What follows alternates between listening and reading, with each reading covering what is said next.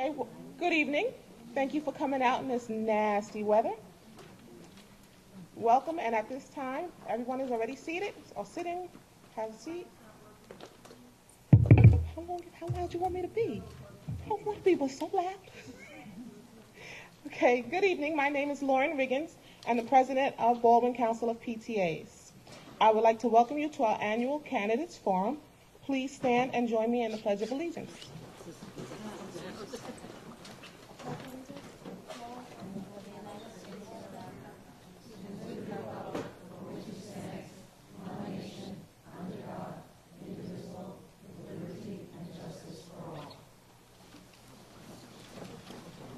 In the unlikely event of an emergency, we can stand and exit the building through these doors back here and out the door. I'll be the first one out, so just follow me.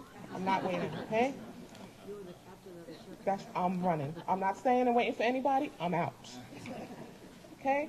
Once again, welcome, and the purpose of council is to provide a forum for public information and debates by candidates for public office on issues that affect all of our children. The Baldwin Council wishes to thank the candidates for their participation in tonight's event.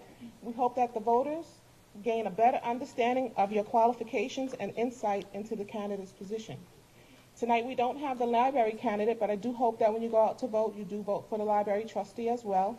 He is not here as he had some other family obligations to attend to. Your attendance at this forum tonight is very important, as I see so many people here, especially in this type of weather. But as you see, we also have the camera here that will be recording so that the rest of Baldwin can see it on the website tomorrow sometime. Within 24 hours, they've promised me, so you can see it there. The Baldwin Council encourages your support on Budget Day. Thank God that most of the schools have already voted yes, so we are in support of the budget this year. Please do your research and vote accordingly. Budget vote is on May 21st between 7 a.m. and 10 p.m. 7/20th, I'm sorry. Between 7 a.m. and 10 p.m. on Tuesday, May 20th. Tonight, I would like to say thank you to our Vice President of Legislation, Mario Simmons, back there in the back, that put all his hard work into doing this event and annoying the mess out of me. So, I would like to introduce our League of Women Voters, Ms. Marion Fleming, who will be the moderator for tonight's evening, and introduce our candidates at that time, correct? Yes. All right, here you go.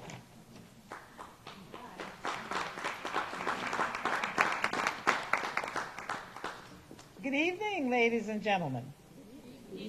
As we were coming over, the rain was pouring, and it was so heavy. I said, perhaps the crowd will be small tonight. But surprise, surprise, you're all here, and that bodes well for our evening. It's good to see so many people out and interested in what is going to occur. Many of you probably have been here for the last few years, have seen me before. Still hanging in, moderating. And this is a busy time. Monday night, Tuesday night, Thursday night, next week. You'd think it was a paid job, wouldn't you? And I looked at your candidates tonight and met them, and I said, you are the happiest looking candidates I've seen. So, you know all about them, is that right? No. No? Well, they're going to have an opportunity to tell you. These are the procedures, and this is how our program is going to run. They already have it. In fact, they received it last week when Mr. Simmons gave it to them. The moderator will be a member of the League of Women Voters from outside the district. I live in Hempstead, so I can work in Baldwin. Tonight, there is one in Hempstead, and the moderator is coming from Wantagh there. So we wished each other well, all right? Candidates for the same office will draw lots to determine the order of speaking, and they did. So Karen is 1, Heather is 2, and Laurenton is 3. Prior to the beginning of the session, Members of the audience will be given index cards and asked to write out their questions. These cards will be collected, and the moderator will open the meeting to the answering of the questions after the opening statement. As you see, I've been going through them. And ladies and gentlemen, do you know what I have discovered? There are identical questions on the same topics. Several of them. The moderator, this is for my next number 5 here, will combine questions when there are several questions on the same topic. Only questions pertaining to the issues will be used, and no questions of a personal nature will be allowed. Each candidate will be given 2 minutes to answer each question, and there will be no rebuttal. The moderator will rotate the order of speaking for each question. A league member will act as a timekeeper, and tonight we have Ms. Carmen Lloyd. Carmen comes from Westbury. She's going to be our timekeeper. She will hold up a sign indicating 1 minute when they have 1 minute left, 30 seconds, and time, which means stop. They may complete the sentence, but we hope tonight that they don't go on. If I remember last year, we had a lady here who went on. Mario, do you remember that? After every question, she just kept talking. Did she win, Mario? All right.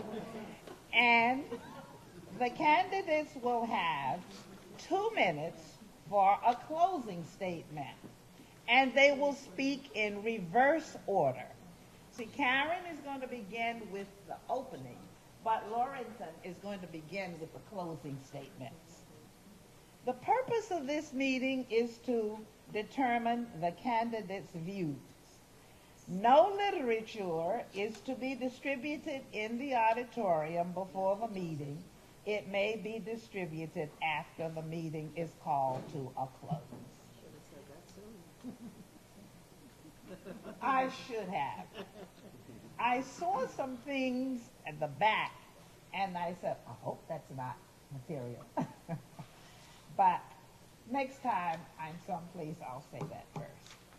I'm sure that that was all perfectly clear, and that you are ready to begin listening to your candidates. Sit back and enjoy it. I'm going to leave that in the middle there because we can't see the gentleman. We will move this after they do their opening statement, because they're going to sit and answer the questions. Would that help? Yes. Mario, can that be done? No problem. Okay.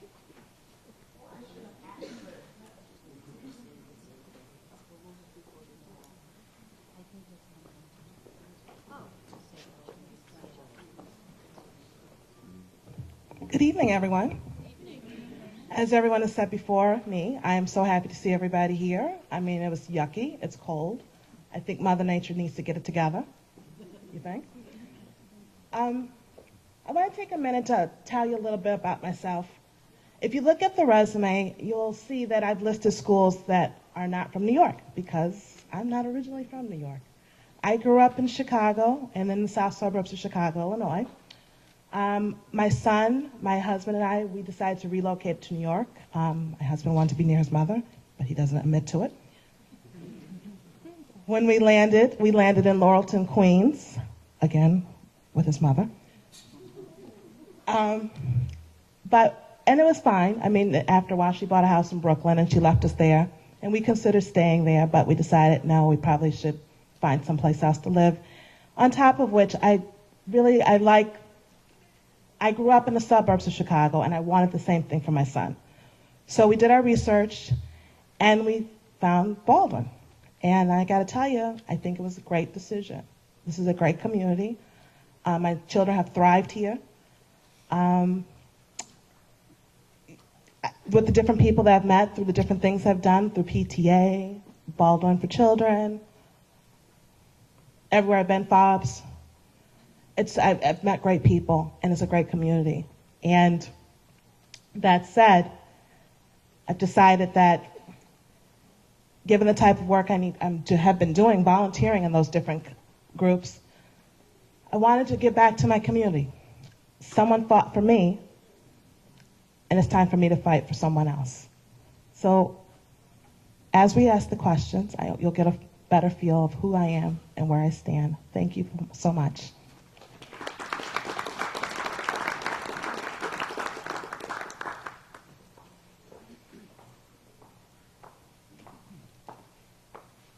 Hi, good evening. My name is Heather Cameron. Some personal information about me. I am a mother to a 6-year-old child. She attends middle school.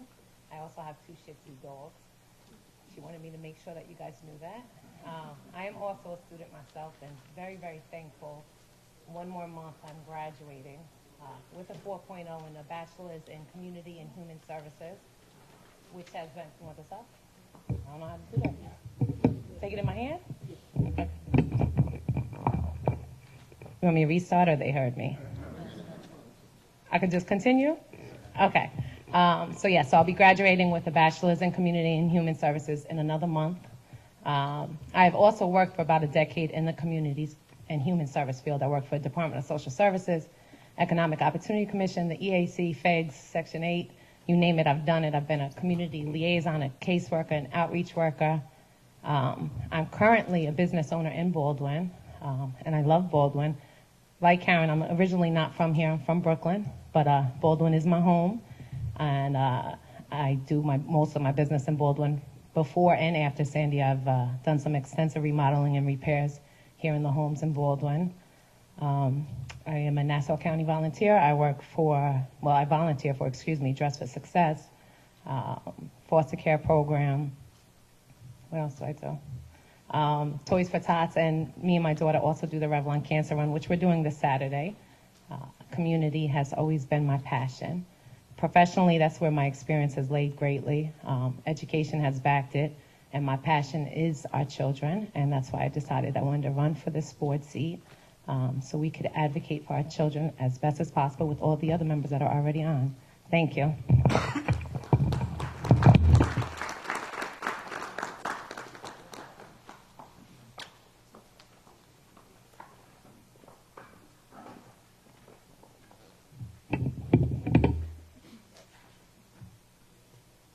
Good evening.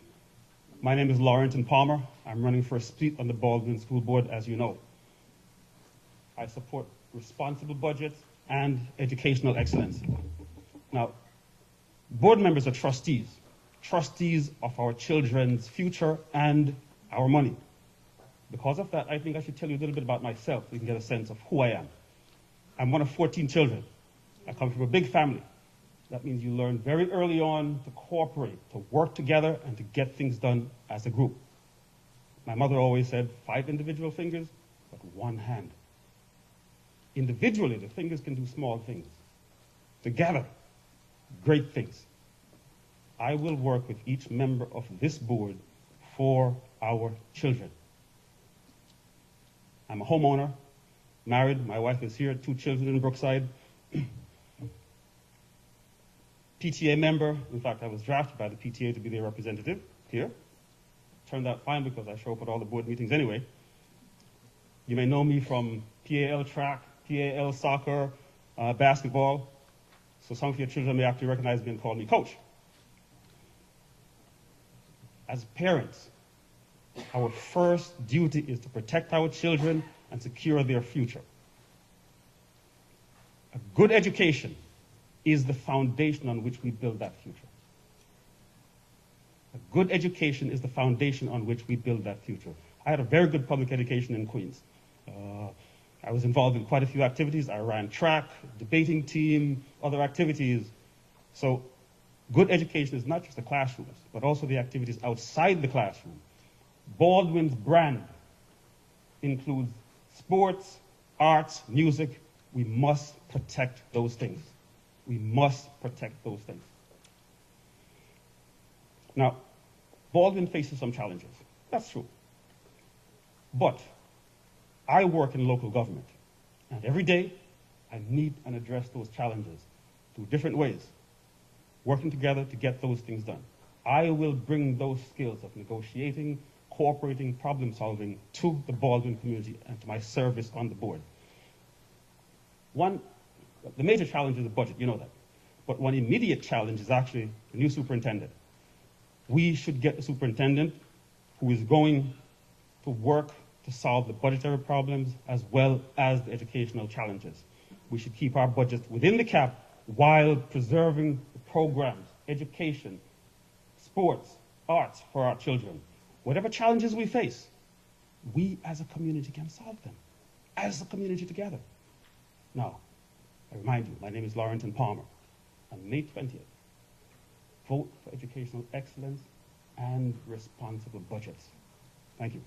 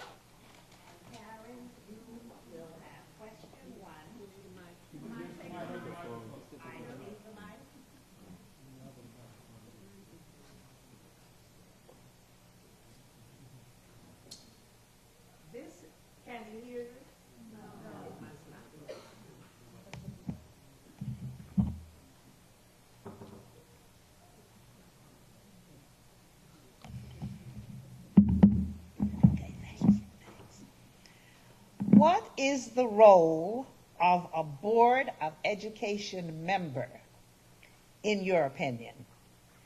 How much time will you be able to allocate as a board member?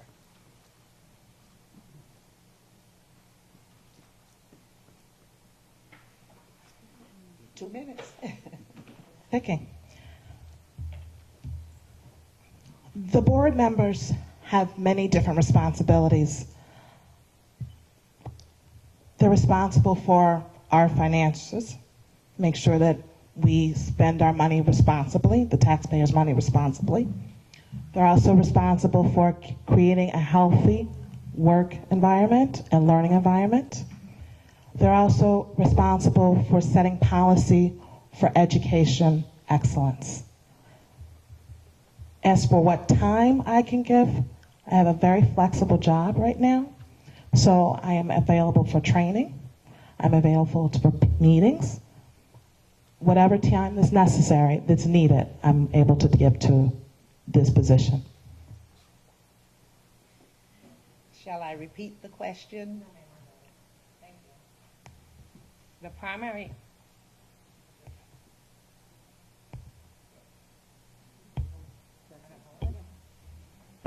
There we go. Thank you. The primary responsibility of any board member, I believe, first and foremost, is the finances. A lot of what Karen just said is just going to be repeated by me. The finances, the best interest for our children and any decisions that are made. They are, thankfully, our greatest voices for our kids. They are our advocates. So the finances, advocating for our children, making sure that we have the right people in place as far as educators and administrators, because they are what holds our school together. And as far as time, you know, I am my own boss, so thankfully I do have a little bit of flex with making my own schedule. And the great thing about this is after being in college for 4 years while I ran my company and my staff and my child, It's prepared me for a little strenuous of a schedule, and as I'm transitioning out of college, hopefully I'll be maybe your next Board of Ed member, and it'll be a seamless transition. Laurendon? As I emphasized in the opening statement, board members are trustees of our children's future, of our children's education, and of our finances, our tax money. You also oversee the administration. You set policy. But the primary overall thing of the board member is trustees of our children's education and our children's future. Always have to pay attention to that. Because whatever else is going on, you have to pay, that is the focus, our children. Now, what time I can spend? My job also permits me some flexibility, so I can spend the time that's necessary for training, from meetings. As many of you know, very often I'm here until midnight, or sometimes like that when the board meetings are going on. So I do have the time to put in, and I will be able to put the time in because my two children sit in the audience. From my perspective, that's about them. I will put the time in that's necessary to support them and to support Baldwin, to support our community. Thank you.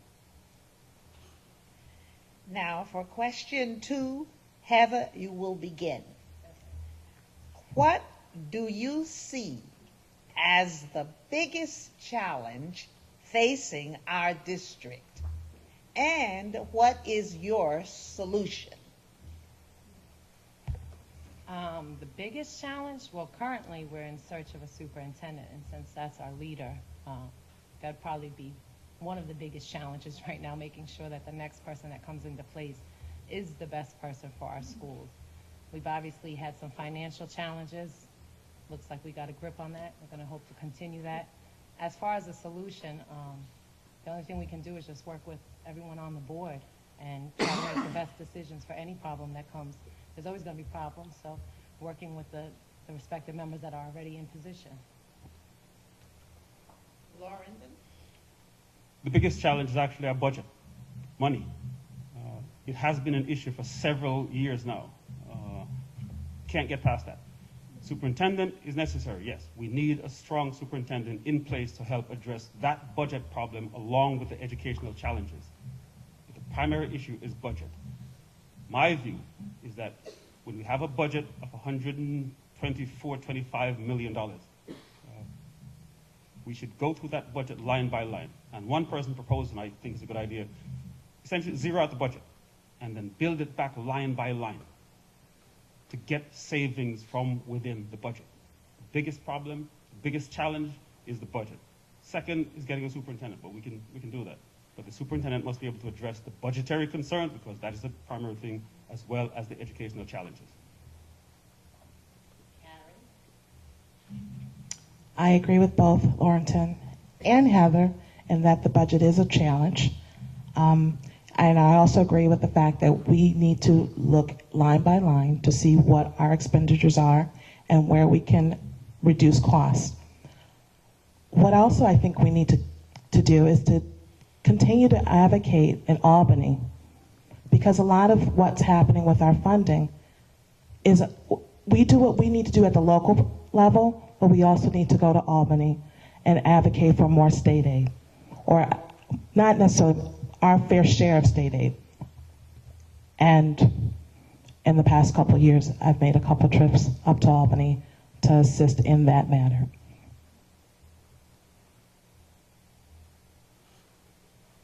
Question number 3. And you will begin, Laurentine, with this question. There usually is a hot button, that's in quotation marks, issue that causes people to start attending Board of Education meetings. What is yours?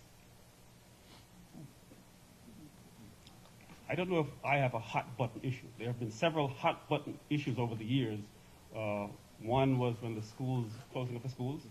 Currently there's one out there, which is the signs that are up in different neighborhoods on the buildings that are available. So there are different hot button issues. I wouldn't say hot button issue. We face significant challenges in Baldwin currently. The primary one, I say again, is the budget. Another one down the line is superintendent. We need to get a superintendent in place who will address both the budgetary concerns and the educational concerns. So I don't know if I want to call that a hot button issue, as these are just significant challenges that Baldwin face.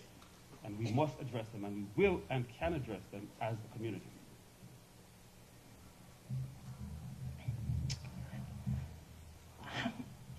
Okay, hot button issues.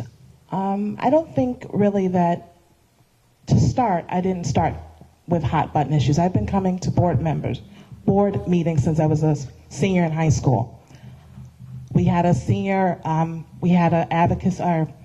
program at my high school where each campus had a representative that came to the board meetings and spoke to the board about what was going on at each campus.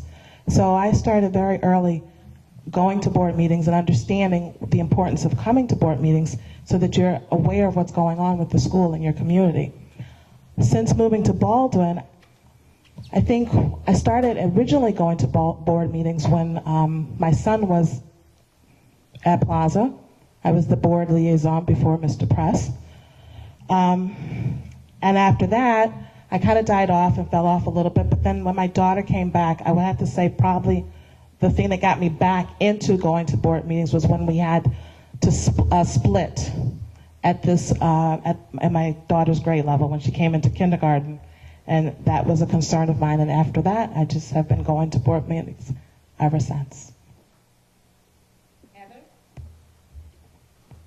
Well, my hot button issue was actually when the bus referendum took place and the effect of it was felt. Prior to that, my daughter's only in her second year of school. She was in kindergarten, she's in first grade now. Last year, I attended a few meetings. No, I did not come consistently. But when I seen the hurt that the people were experiencing and not being able to get their children to school, I came in here on fire, and then I just kept coming back. And then other things were coming up, you know, the middle school sports and other things, and I worked with Baldwin for Children and organized the basketball game and did some other things and started to meet some of the board members that participated in our events to help put these programs back. And it gained my interest even more because originally, and you know, this is just being honest, you look at the board like, why did you guys make these cuts? Why did you guys do that? And then you start to realize that there was some pressure, there was some concern, there was issues beyond their own control, but some of them, like Joel Press and Eric and Deborah, they stepped out and they participated in these events to help get these programs going. So from that, I just kept coming to the board meetings. I gained a new interest, a new respect, and continued on. Now, we've all got that question. All right, our next question, and I believe you begin this time, Karen. How can Baldwin balance academic rigor and maintenance of the arts under increasing financial constraints? I'll read it again. How can Baldwin balance academic rigor and maintenance of the arts under increasing financial constraints?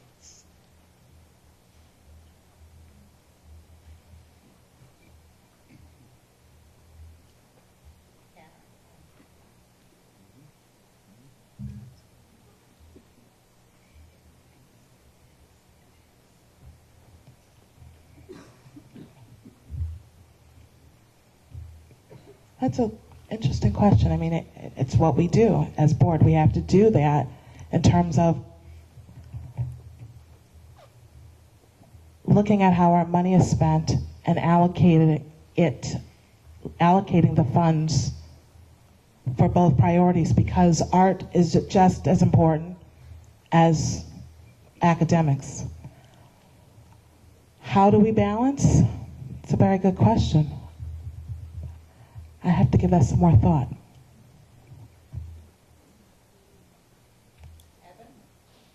Yeah, that's definitely probably not the easiest question to just automatically come back with a response. But I think You know, I think keeping it a priority, obviously the finances have been an issue.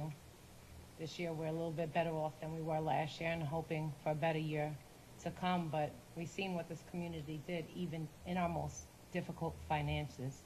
And just having faith that should, in case it happens again, the same amazing people that live in this community, the same amazing people that fall for this community, will figure it out together.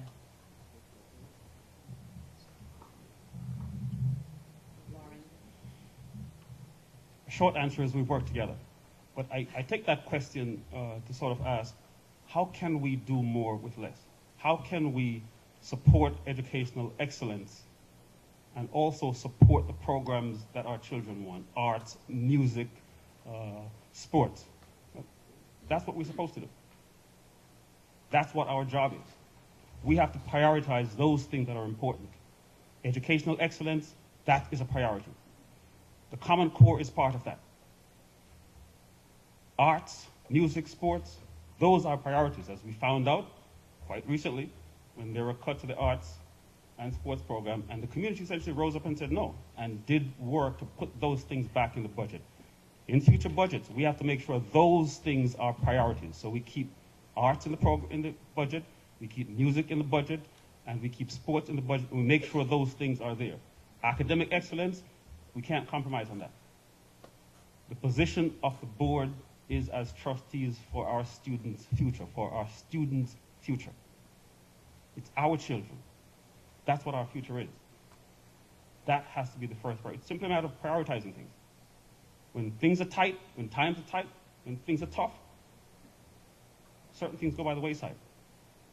Academic excellence, that has to remain. Sports, arts, music, those must remain. Next question. I believe you began this, Heather. Since the school district is the one institution that ties together all of Baldwin, what role do you see the school board as having in actively bringing the parts of Baldwin together? That's a good question. I think you're right. The school board is essential because they are our leaders. No matter which way you take it, who you like, who you don't like, what you agree with, they are our leaders. They make a lot of impactful decisions for our families, our children, your children. I think now with new age, that we need to try new things to get people more involved. There is a hard turnout at board meetings or in regards to issues. A lot of issues that are being voted on or passed aren't as well known because the attendance is low. So I think even doing things like implementing like a text blast and instead of just the email, or even if the Board of Ed got an Instagram or a Facebook page so that people are well aware. A lot of people rely on social networking, so we could use that to our advantage to not only reach our seniors, our parents, but even the youth who, this decision affects them greatly as well. So I think we just need to find some new modern techniques to keep us together, and also doing some things that we've done in the past with the different programs that had occurred in Baldwin for children. We've done amazing things together as a community, so maybe keep those as a staple, maybe an annual basketball game or an annual, adult played football game, or the different events that we've all enjoyed so much together. It turns out that the school board members are really the only elected people who represent all of Baldwin, represent Baldwin exclusively. There are other elected officials who represent parts of Baldwin, but the school board members are the elected people that directly represent Baldwin. Now, the board can bring various elements of the community, various organizations together to focus on getting things done for Baldwin. I'm missing the name right now, but there's an example, I forgot the term, but there's a superintendent out east who had a very great history. If someone can remember the term, I keep forgetting the term, but you need a strong superintendent. And that superintendent essentially got the various elements of the community together, encouraged them, and essentially forcefully brought them together to make that community stronger. A strong superintendent in Baldwin can do that also with the support of the board. So the board can reach out to various elements of the community, our religious leaders, the Chamber of Commerce, all the various elements of the community. Bring them together to focus on making sure that Baldwin, our students, our residents, our community is the focus. I think Mr. Palmer was referring to the Bayshore model Yes. the school board was trying to bring in. Yes, thank you. And the superintendent there, and I cannot remember her name either, it escapes me, but she was a very strong superintendent. She worked and she got the members of the community to work together. She got the businesses to come. She had these forums where the stakeholders would come in. They would talk about the things that were going on in the Bayshore School and the community, and got everybody sitting at the table and got them to know that they're all vested in the community and invested in the schools, and what can we do together to make this work. And I think that, as I understand, I think the Baldwin School District was moving towards that, which is why Jim Scannell was hired, because he had the roots in Baldwin to reach out to the different people in the community. He knew different people, and he could bring people to the table to talk. People that maybe had trust issues, but he was hired and brought in to be able to fill those boots. So I'm all for, again, having us try to get back to that. Have the members of the board reach out to the businesses in the community, the different entities, the religious entities, the Interfaith Council, and let's see if we can all work together for the betterment of Baldwin.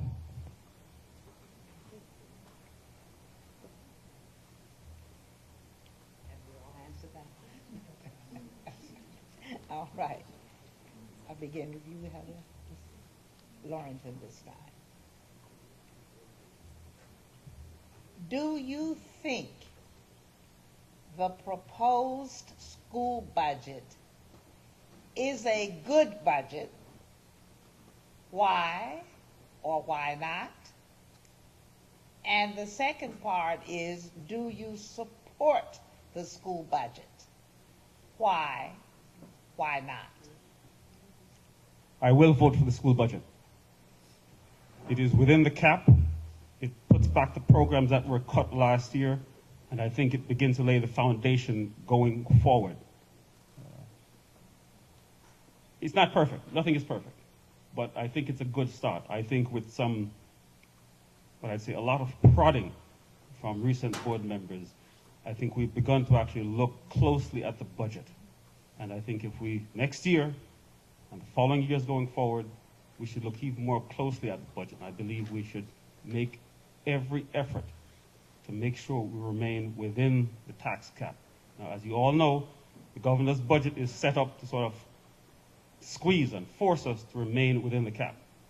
So on the one hand, there's the stick from Albany, but within our community, we need to look in the budget very closely and do everything we can to stay within the cap, while making sure the programs for our children, arts, music, sports, are protected. I too support the budget. I think it would be a slap in the face of those people who work so hard to help save programs. We had a great musical at the high school this year. The Wiz was phenomenal. And we had other activities restored that, you know, is part of who we are. It's Baldwin. And so the budget restores a lot of those things that people work so hard in the community to fundraise, to restore. So I'm of the opinion that it's a good budget. Like Mr. Palmer says, I'm also for trying to maintain or stay within the tax cap. I've spoken to people in the community. Taxes are extremely high, and people want us to be more responsible, or be as responsible as we can, to stay at a level so we don't tax people out of Baldwin. So I agree with Mr. Palmer. It's a good start, and we'll need to do everything we can do in the future to try to stay within the cap as well. I support the budget as well. I think it is the best that it can possibly be, and I think it's actually a pretty good budget. It's respect to the taxpayers. We're not going to pierce the cap, as you know, the two have spoken on. Our educators are in touch, which is number one, and our children's programs are in touch, which is equally number one. So therefore, I think it's a good budget, you know, and I think it is a great platform for all the years to come, and we have something to follow and to see how they figured it out this year. We can figure it out again next year and the year after. But I do vote for this budget. All right, next question. In light of the concern and many protests regarding the implementation of the Common Core standards, what are your views regarding the aforementioned? As Baldwin School District continues to discuss its position on the matter. Been waiting for that one? Yeah. All right. I guess the meat of the question is, what do you feel about the Common Core, right? Yes. That's pretty long and short of it. As an educator, I'm for having high standards. What happened with the Common Core was the problem with the Common Core was the way that it was rolled out. It's not necessarily the standards, but anytime you roll out anything new, you're going to have to go back and tweak it and cement it and work it and finesse it and make it to be as good as it can be. It's not the standards. They're high standards. We're in a global situation here. We need to be able to compete. And so we need to up the ante. What we do need to do, though, is do it responsibly. And I think that was what all the uproar and the outrage was about in terms of how the Common Core was rolled out. I would have been in favor for you started with the kindergarten and roll it out and incrementally keep bringing it, like moving it forward as she says 1 minute, as we as they progress through, and then you'll have a better chance of seeing true progress. To drop it on the kids like they've done it, where things have, it's just wasn't a good. They didn't roll it out the way they should have. As many of us know, it's a state mandated, so it's very little that the district itself can do. I'm holding this button. There's little that the district can do, but what we can do is take some responsibility to our educators, you know, the level of stress and anxiety placed on them to even implement this program. No, the timing and the way that it was done, I disagree with it, but unfortunately, it has been done, so what can we do to fix it moving forward, and how can we help our children? Because it's hard. My daughter comes home with some questions, and I don't understand them, and I'm smart. I have a 4.0 in college now, and I'm smart, and I don't understand it just because of the articulation of the question. So our thing should be, how can we work with the Common Core, and how can we make the best use of it? Because we obviously don't want to deprive our children of the same standards that every single other district in this state has. You know, we are the best, regardless of what anyone says, what test says. We are the best, and we want to maintain being the best. So fairly, yes, the Common Core was a hard pill to swallow for many. We still are having a hard time adjusting to it. We need to figure out what can we do to make it easier, and how can it be more beneficial to both the teachers and our students.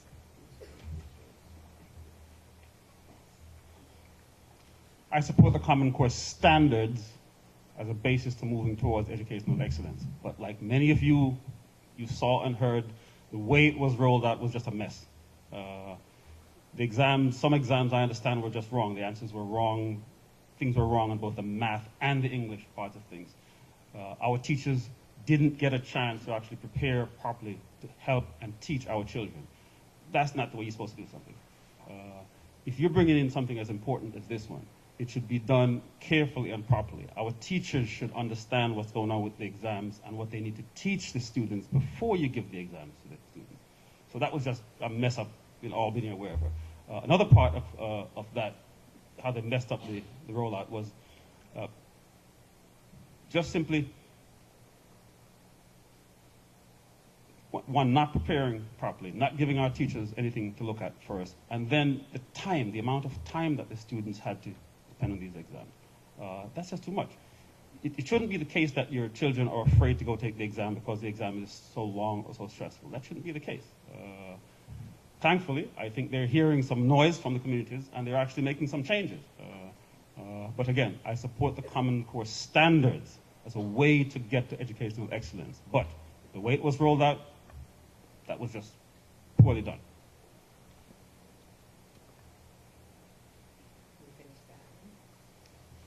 All right.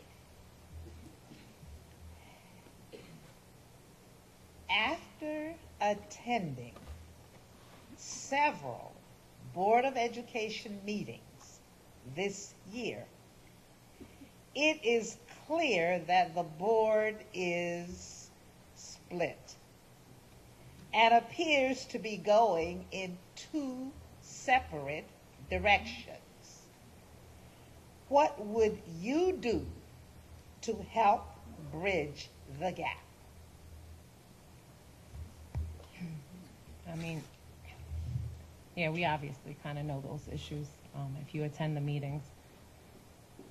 As to what to do to bridge the gap, I just think you go in with an open mind and fairness and something bigger than yourself, your personality, your personal interests. You go in, if you're taking a position for the community, you go in for the community. And I think I'm fair in saying anyone that ran for a seat on the board and is elected into the board, holding a seat now, I believe that they had a reason for why they ran, and I believe it was for our children and community. And it's just about trying to figure out how to work with one another. And sometimes there's clash. You know, last year there was a lot of stress, you know, and stress doesn't help any kind of situation. Even in your personal relationships, stress does not help. There was a lot of pressure. There was a lot of stress. There was a lot of beating on the board. I'm guilty of it, you know. I don't think that helped them in making decisions or even working together. So what I plan to do is just be fair, you know, listen to what the genuine concerns are, what the issues that really need to be voted on, and sit down and discuss. You know, I've personally met with 3 out of the 4. You know, I've gotten a little personal with, or at least had some personal time with them, and those 3 out of the 4, I think, you know, and no offense to the 4th, I just haven't, you know, had personal time with you, but those 3 that I've met with, they're intelligent people, they're passionate people, they're parents, they're involved. So I don't see no issues with working with them.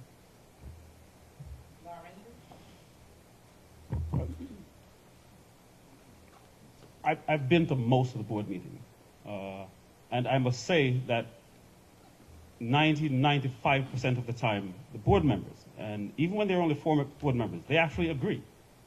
There are times when they're passionate and it's clear that they disagree on certain things.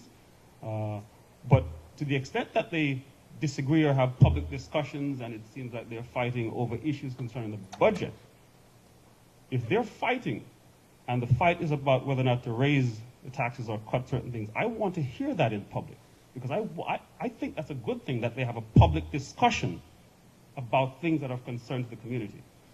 But like I said, I think 95%, they actually agree on certain things. They actually agree.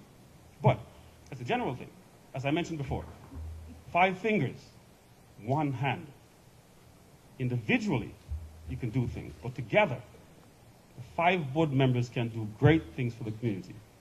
Working together and remembering why you're a board member. It's not a personal thing. We here, our board members are here as trustees, serving the communities, looking out for our children and the taxpayers' money. So to the extent that, you know, you get off course and you start fighting over unimportant things, if you remember that, we'll be fine. We will be fine. But I emphasize again, it seems to me that most of the time the board actually does agree on things. And one of the things that have been happening over the years from my perspective, again from coming to the board meetings, many discussions took place away from the public. And to the extent they worked out things there, that's another way of doing things. But one of the things that was happening was that many things were being discussed in private that should have been discussed in public. New board members have emphasized that things should be discussed in public. So from that perspective, we're actually seeing some of the disagreements and some of the discussions that previously probably took place in private. That's not necessarily a bad thing. That's a good thing, often. My husband tells me all the time when we don't agree, Karen, in a perfect world, everyone would be like you. And I mean, the moral of that story is that everyone is entitled to opinion. Everyone is entitled to a position. And you have to try to respect one another, even if you don't agree with the position. So I think for me, should you elect me to your board, I think going in, I just have to humble myself, sit back, listen, and try to hear what everyone's saying, and respect that everyone really wants what's best for this community. And put that kind of glass on it and try to get to the meat of what it is that we're trying to do and try to work together to come to a common or a final decision that's best for everybody. Next question.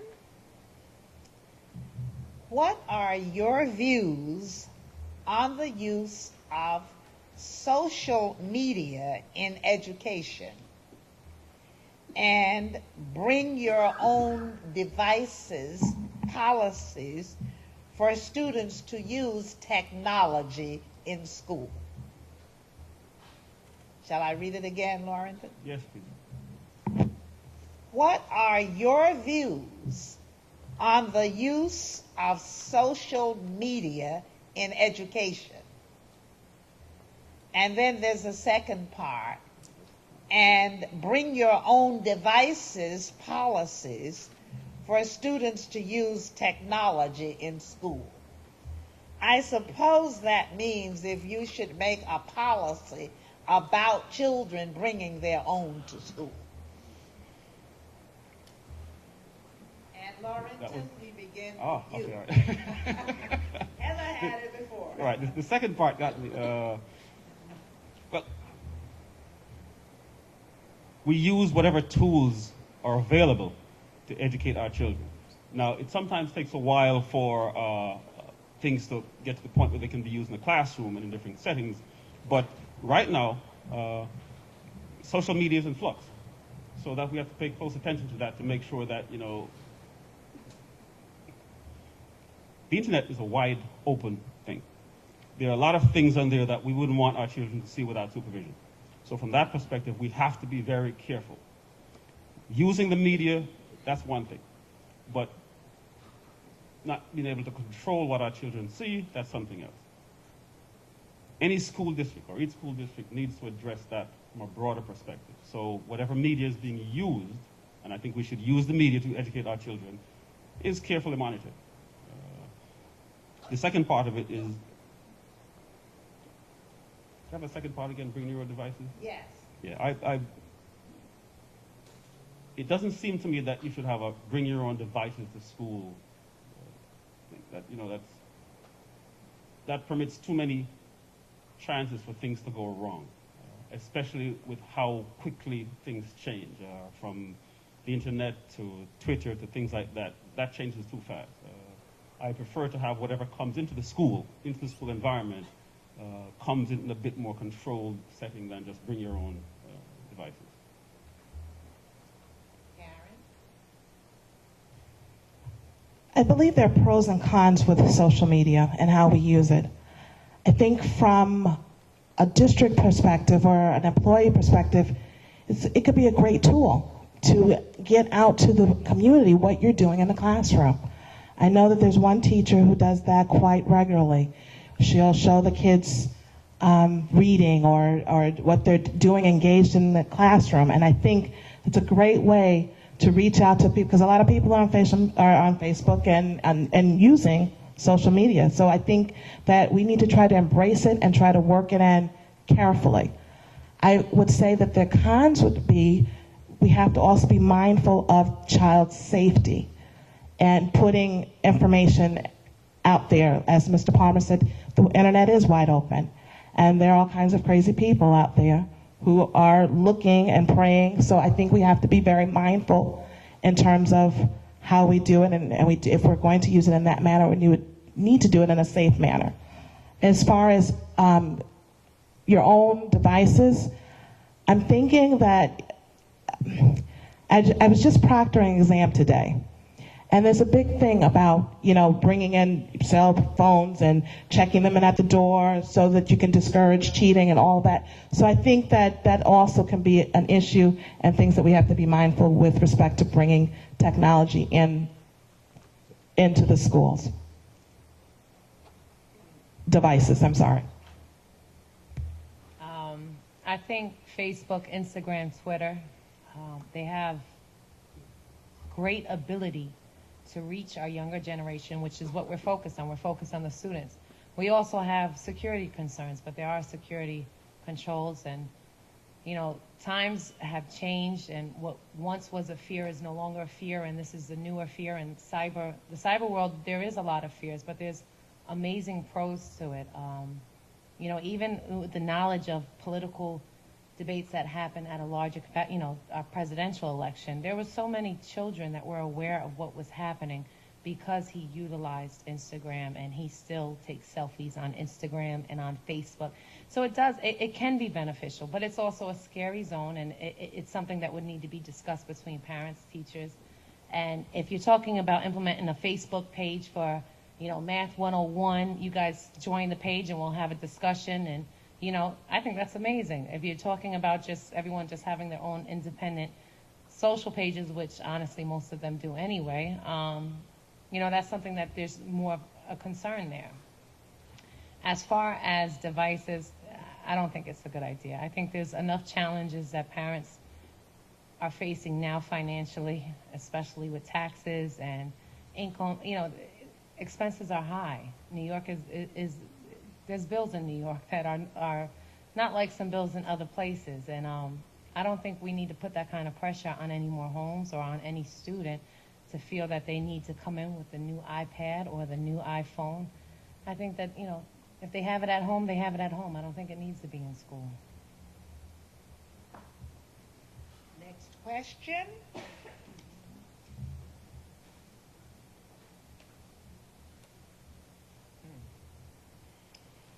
What is your stance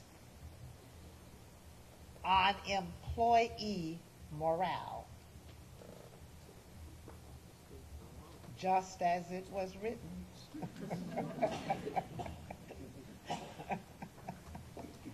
I suppose they mean, what can you do to help with employee morale?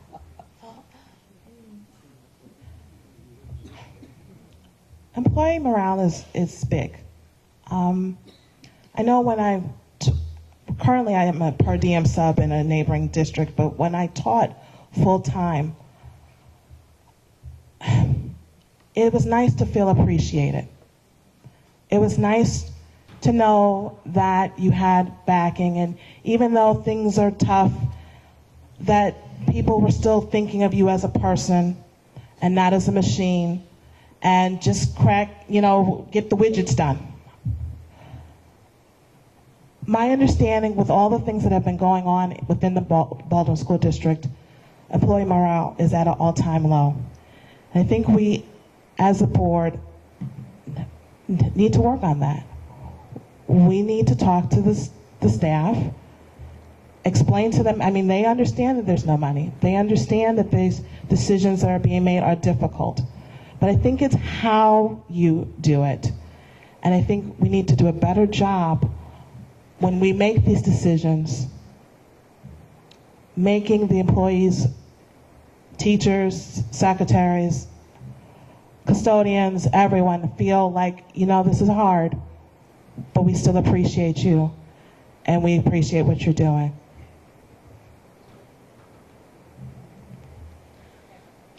This is an issue that I deal with in my company, and sometimes I have 21 men on, and at slower seasons there's only 9 of them on, and I have to deal with that with them, and it's interesting, and conversations are not what I would think it would be employing 21 men. Wherever you are and whatever you do, you always want to feel appreciated. Our teachers, I don't know if I've been spoiled. Like I said, this is my second year, and my daughter's she's fortunate, and I'm fortunate. I'm blessed that I moved to this town because of the teachers. I didn't realize that there was a big issue with their morale being down, because I see some of them in the audience here tonight, and they don't even live in this town. So from what I knew, that they were pretty supportive of one another. And if not, and if they're feeling underappreciated, then they need to be, the talks with the union and the lawyers need to figure out what can be done to make them happy.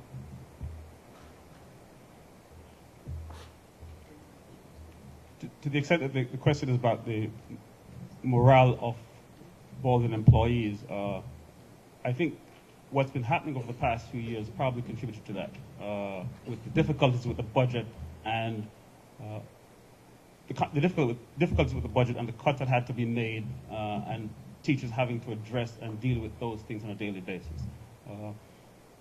But I think one current underlying thing is essentially lack of leadership. Effective leadership can go a long way towards boosting morale. We currently are in the middle of searching for a superintendent again.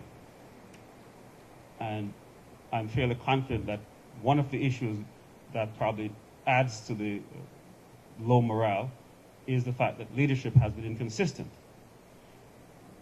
We need a superintendent who's going to be here for the long run. For the long run, to address the long-term budget issues and the long-term educational issues. We need effective leadership at all levels, in the classroom, at the school level, at the district level.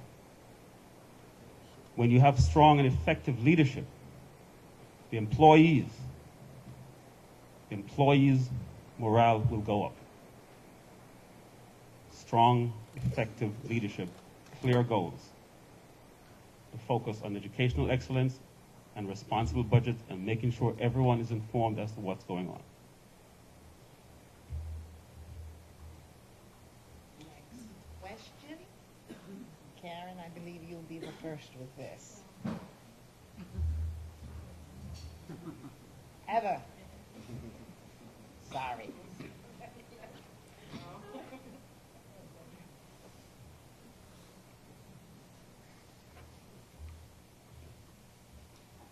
Baldwin School, following the turbulent year, the Baldwin School recently faced with the cut programs and funding. How do you plan to ensure the viability and future of the Baldwin School District? I personally cannot do that. I can work with the other members of the board, and when it comes to voting, vote responsibly and fight for the causes that are great and near and dear to our hearts and our children. As far as the turbulent year last year, we're all well aware of it. It was a difficult year, but it was also a great year. In any times of difficulties, you see greatness. Our country, you've witnessed it through our country, through certain things such as 9/11. It was unfortunate, but you've seen the greatness of our men and women. You've seen the same thing in this town last year. A lot of you guys were present during a lot of it. A lot of you guys fought for these programs to be put back in place. I don't think it was rough, but it was also a welcoming feeling to see how hard this community worked together to make sure that these programs were back. Moving forward, the only thing that I can do is I can work with the other 4 members of the board if I am elected, and we can do the best job possibly to make sure that our money is spent responsibly and that our children are thought about as our first and foremost concern.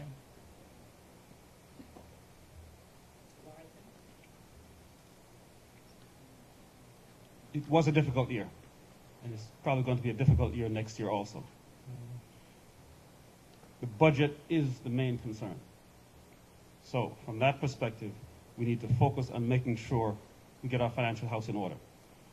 We're getting a bit more money from Albany, but as you can see from what's done this year, we're not going to get a lot more money from Albany. So we have to make sure we go in the budget that we currently have and make sure everything that is there is supposed to be there.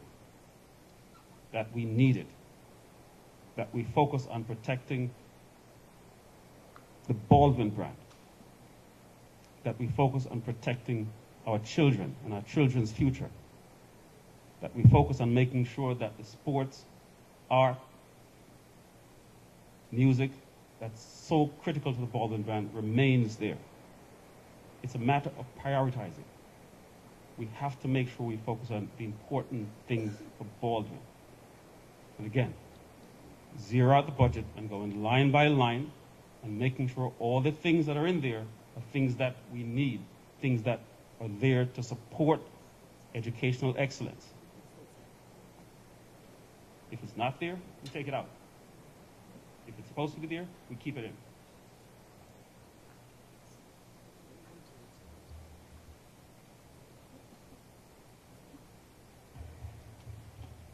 As Laurenton and Heather both have stated, and I agree, third person coming in on it, it has been a turbulent year.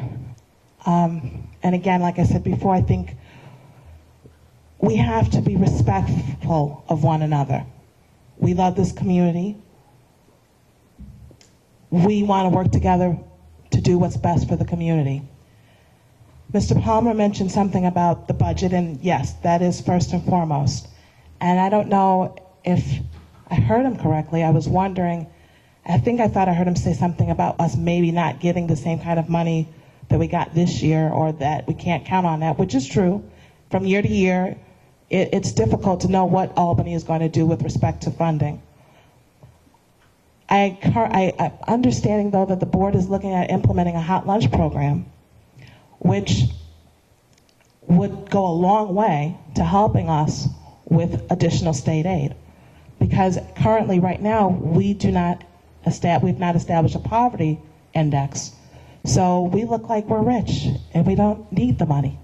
So I think that better times are ahead. Better times are ahead. If we can get that lunch program in place, we can probably see an increase in state aid and things will start looking a little bit brighter. Next question. You're the first, Mr. Lawrence. What characteristics would you look for in a superintendent?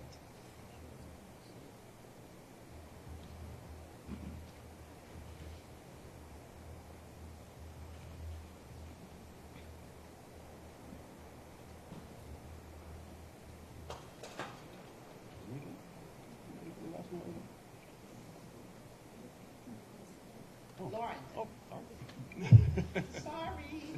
I lost track of who was going first.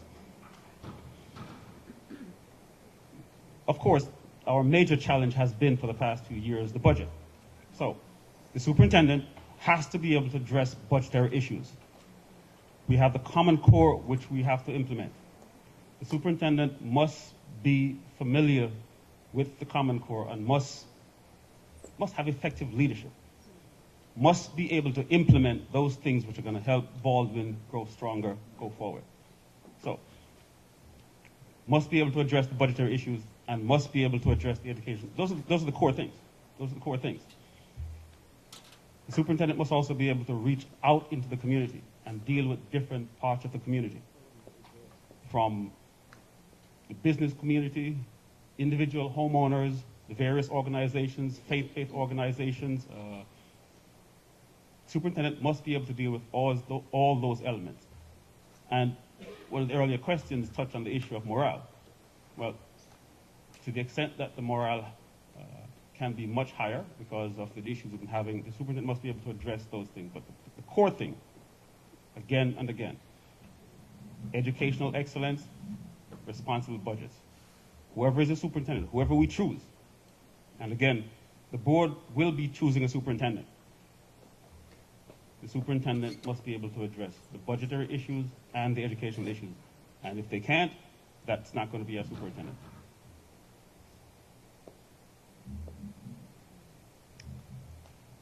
The superintendent needs to be a miracle worker right about now. He's got a lot in front of him or her or whoever it is. I agree with everything that Mr. Palmer said. We need someone who's budget savvy. We need someone who can work with community relations. We need someone who's going to strive for educational excellence. But I think we need somebody who's a visionary. Yeah, I said the word visionary.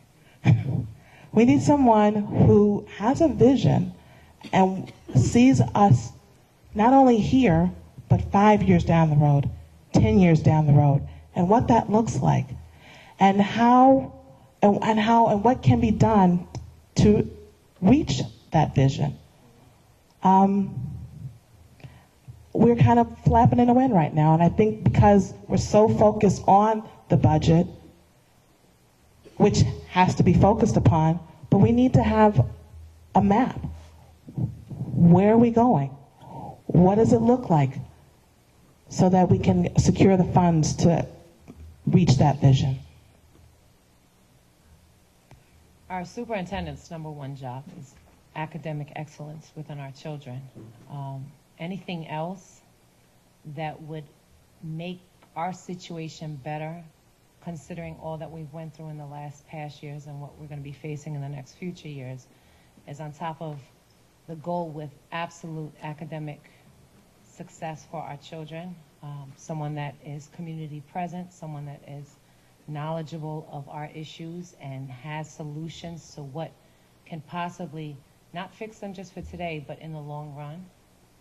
Someone that can look at our children and say, it's not about when the school day ends at 3 o'clock, what issues in your community can affect your education tomorrow when you come into school. And from my knowledge, they have hired an amazing search firm who is going to look for the best candidates possible.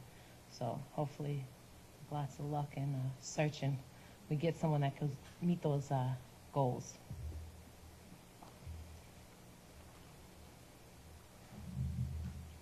And our final question. Who begins this one?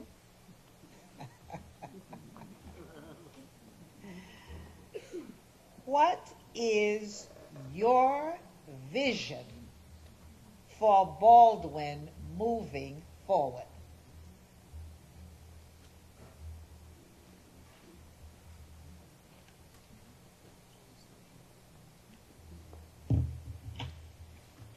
Daisies, ponies, puppy dog tails? No, seriously. What I see for us moving forward, as it should always be, we need to have academic excellence, as Mr. Palmer, not to steal his line, but I agree. Whatever we do moving forward will be done towards striving for academic excellence. I'd like to see more technology involved. I'd like to see us, you know what, I'm going to reach for a minute. If money was not an issue, what I'd like to see us have, I'd like to have us to have things and not have to worry about money. I know it's kind of pie in the sky, isn't it? But I'd like to be able to have the materials that we need for the teachers to do their job. I'd like to be current.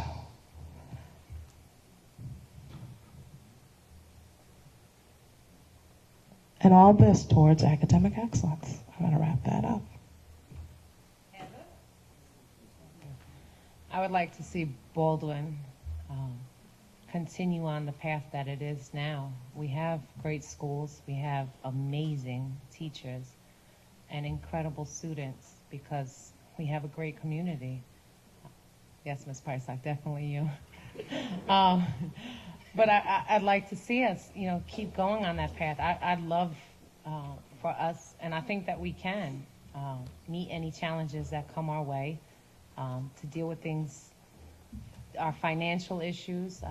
Like Karen had mentioned before, we have possibly this lunch program that'll assist in some additional funding coming through. The board is doing a great job at now trying to figure out new ways of saving programs and what's needed and what's not needed, so working with that and focusing on this community. I know as a board member the children are the most important, but children, community, schools, it's hand in hand. And I would love to see that Baldwin be the strong school district that it has been known for. Prior to me coming to Baldwin, so one of the things that you Googled, Baldwin came up. Baldwin was a great school district. It's a great, diverse community with some amazing people in it, and I like to see it continue to be that. Educational excellence, educational excellence, educational excellence. I would like that wherever you go, when someone says Baldwin, the next thing that comes out is educational excellence. I would like our students every year to be mentioned in all the newspapers, in all science and math competitions. When they're giving out awards, I want our students to be there taking those awards. When we announce at the board meetings about students going to school, I want to hear MIT, Cornell, Brown, Yale. Currently, we usually have 2 or 3. I want to hear Harvard, Yale, MIT, Berkeley, all of them, year after year after year. Educational excellence. I was at a Nassau County function a few months ago, and again, they were giving out science awards. And the other districts in the neighborhood were getting awards, and I didn't hear anyone from Baldwin there. In fact, our legislature, Ms. Curran, was giving out awards, but you know, they weren't from Baldwin. Whenever they give out those awards again, for science, for math, for all the high academic achievements, I want to hear Baldwin. Baldwin.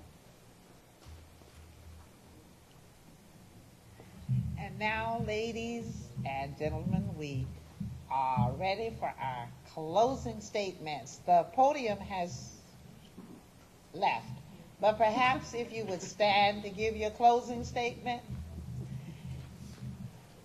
I'm not going to take the entire time because I think you know what I'm going to say. Academic excellence and responsible budgets. We're going through some difficult times. Therefore, responsible budgets means we have to be very careful with taxpayers' money.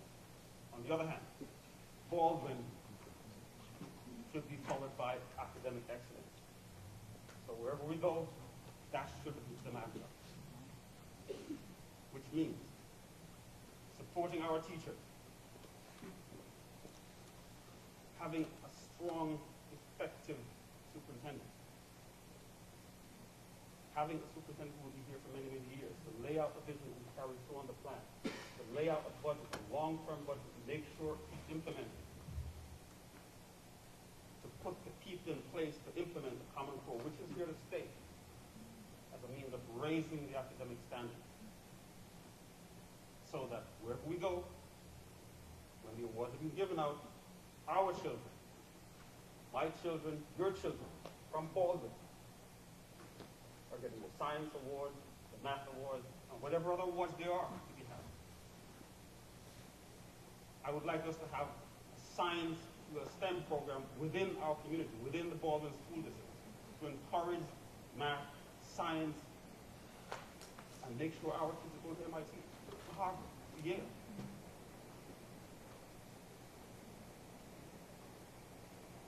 Not a few, many.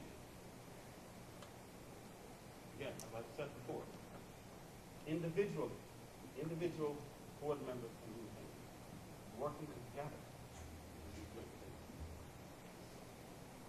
I will work with each board member, and I will work with every board member to make sure we move Baldwin towards educational excellence and responsible budget while maintaining the arts, sports, and music as part of the Baldwin brand.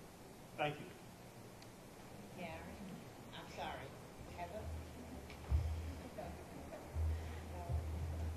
Thank you guys so much for your time tonight, especially with this wonderful weather. I'm running for a seat on the board because I want to broaden the board. I think we've got some great people on there, and I think their experience and their profession has brought some very interesting dynamics to it, but I think we should, what I bring is my community knowledge and my years and years of working in the community and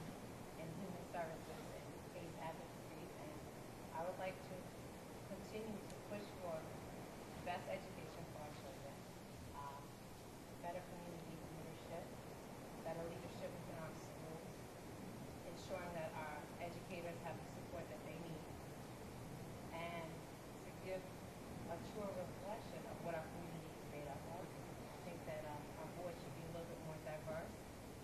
And as you guys, some of you who know me, I'm a little bit unique in my ways of dealing with things in the community. Has always been my heart, it's been my passion, it's been my blessing, and I like to continue to do so. Can't hear me? You want me to yell at you? No? You're good? But thank you so much. I appreciate you guys coming out tonight. Hopefully I'll see you guys after May 20th. If not, I look forward to working with you in anything that comes up in the future.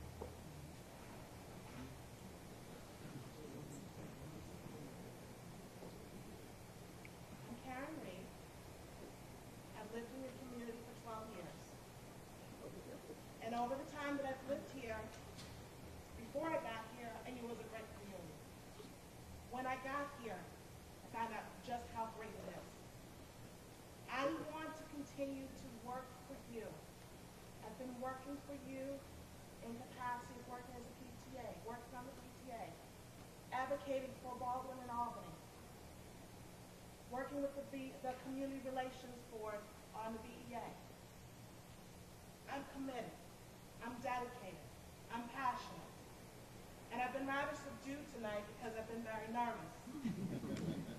But I tell you, if you elect me to the board, I will do my very best to service you in the way that you deserve to be served. Thank you. Let's give all of them a big hand.